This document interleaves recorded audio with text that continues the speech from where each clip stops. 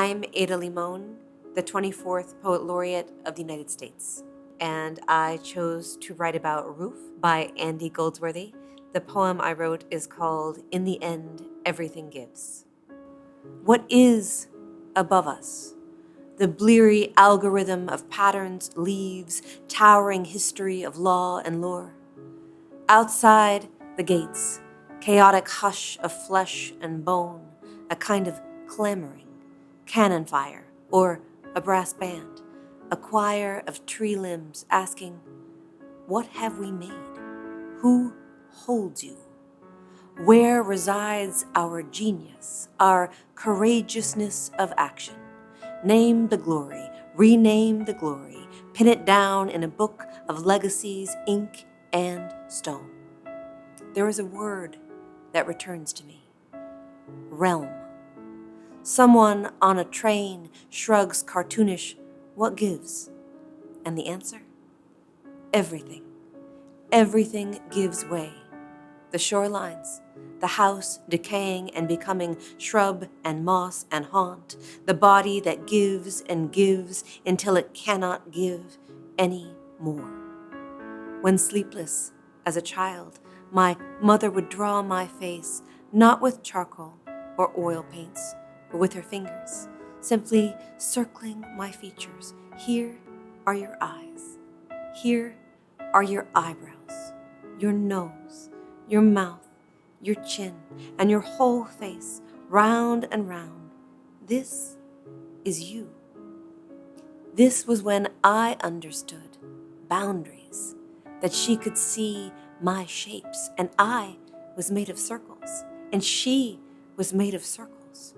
All of us modest etchings in the landscape, a fingernail dug in to the side of a tree, little winces, let me count the ways, let me count the days, all the circles of us end eventually. The light is its own story. When there is a hole in a roof, what is the roof? The roof or the sky itself? Maybe that's the real story, neither one belonging to each other. There is a word that returns again. Realm. I sat by a train window and traced my palm when I missed my mother. I was giving myself a circle. This is your palm, a circle, which is also nature, a strangeness that is you. What is grandeur? Who is keeping score? I believe in the circle, in the light that surprises me, when I can believe nothing.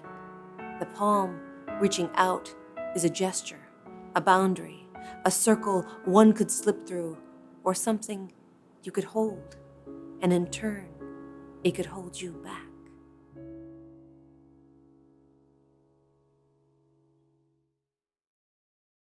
I've always been a fan of Andy Goldsworthy in general, but this particular piece for me feels subversive, and there's this gorgeousness in the way that it's placing the natural world inside the gallery. It feels very alive to me, and it feels in some ways like it's not human-made. It feels like it could be made by nature itself. And then also the way that it almost looks like a wasp's nest. Like all of those things to me felt really moving. That moment when the word realm came, I was staring at the piece.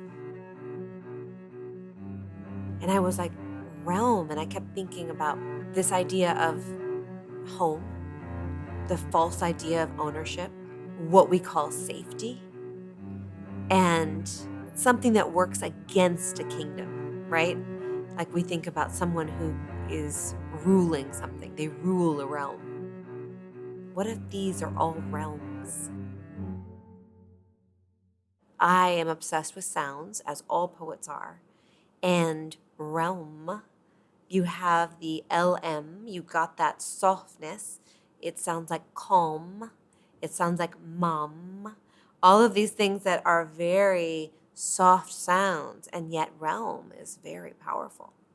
And so for me, it was that mix of its meaning, but also the sonics of the word itself, and how that word provides a sort of powerful steadiness that the circle provides.